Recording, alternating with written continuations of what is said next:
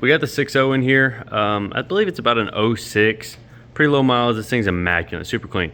But I've been in more 6.0s than I care to, and I absolutely hate doing it. This is for a good buddy of mine. Only reason I'm doing it.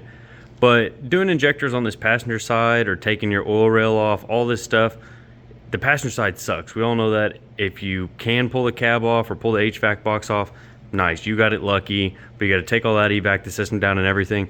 I do this here with no lift. I've done it tons of trucks this way, and I think it's the easiest way at home.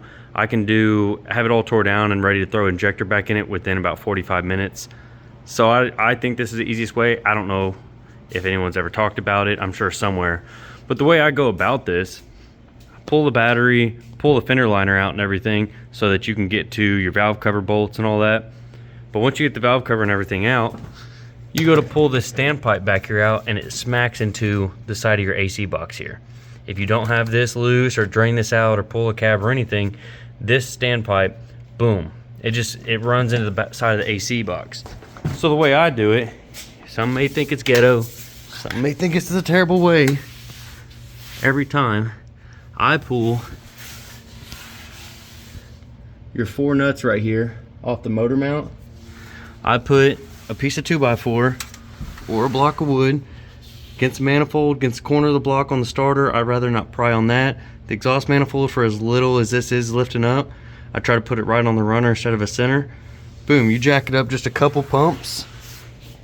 What it does is it lifts the motor mount in here and rotates the motor to the driver's side clockwise. And boom, you're able to reach right in here, pull your standpipes right out. Yeah, you could sit here and try to separate this at this first joint. We all know it's an absolute pain and a nightmare. The less, the better. These things already like to leak on their own as it is. I only use Align O-rings, but I figured I'd touch base on that just to put it out there. Easiest way to pull the injectors out of the oil rail or any of that nature. Like I said, I've done these things, eat injectors, eat or standpipe O-rings. I've got it down about 45 minutes, tore apart, ready to go back together. So just figure I'd throw that out there. Either way, immaculate 6.0.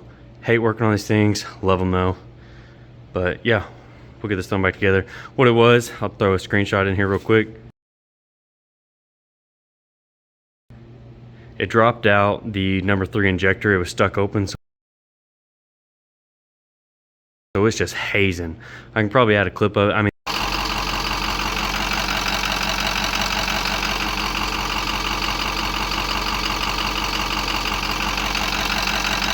this thing was dumping smoke, running terrible. I mean, it was washing out completely. And then it lost number 5 glowplug. Cold hit just now, so this thing's been smoking like a freight train. Haven't been able to run it. Needs it to haul the ATVs and stuff. So, but yeah, we'll get injectors in here and everything, and probably should get it wrapped up.